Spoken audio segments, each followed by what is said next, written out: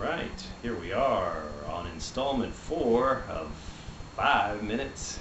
5 minutes of Zen. We start the clock. 5 minutes. We've been talking about relinquishing mental constructs. We do this so that the things that we desire, or the things that repel us, or the things that are basically bothering us and causing us stress and causing us unhappiness can be let go of, at least for a time. By letting go of these things, we start to get a certain perspective. We get a perspective that most of the trouble occurring in our lives is in our mind.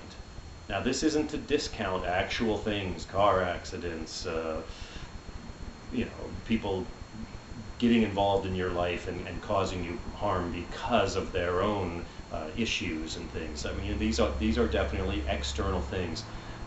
How we react to them, how long we hold on to the hurts that do occur in these situations, has a lot to do with our mental control. So when we have our desires thwarted, our desire for joy taken away from us temporarily because of any number of mishaps or things that don't come to fruition, we have sleepless nights and we start to think of ourselves as a loser or somebody with bad luck, those kinds of things.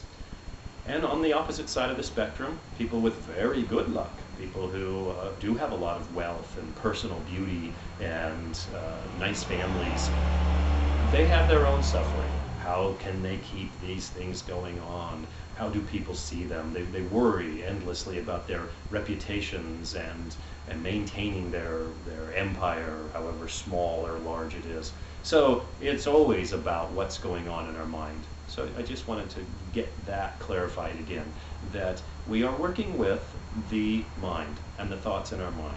And this practice, over millennia, has been shown to greatly reduce people's personal suffering, help them have a better perspective on who it is that they think they are, and helps them deal with situations with much more equanimity.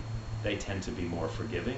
They tend to be more creative, joyous, because they see the beauty in the small stuff, and they're able to let go of things quickly. Even if they still have it, they can let go of that desire for it, of that coveting of it. So that's why this practice occurs. So let's go back into the relinquishing of thoughts. I was talking about how one starts to be aware of just that aspect of the mind, awareness. Not awareness of a thing, not awareness of breathing, not awareness of a mantra, not awareness of some deity that we're holding in our mind, but just simply awareness. So here's a technique that I like, as opposed to following breath or chanting a mantra, and that is to start noticing that little space in between two thoughts. The Buddha often said thoughts come in a chain. It's a causation. I'm thinking this, and then that links to this, and then that links to this, and these chain of thoughts are hooked up. What you'll start to notice as you practice is you can start seeing that little gap where one thought ended and the other arose. So when you're working on this relinquishing of thought and trying to be aware of just awareness, watch that space between thoughts. Try to get it to expand.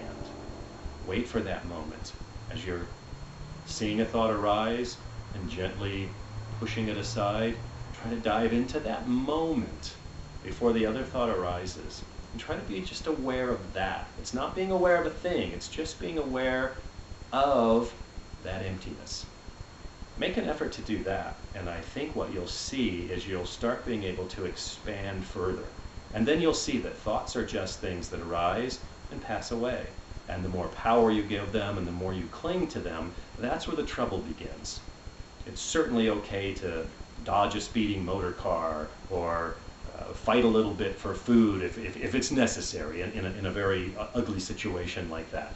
But you don't have to hold it and cling to it. You start to become a little more flexible.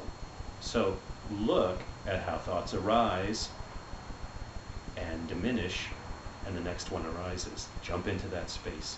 Start being aware of just the aware. All right, that's 5 minutes of our Zen.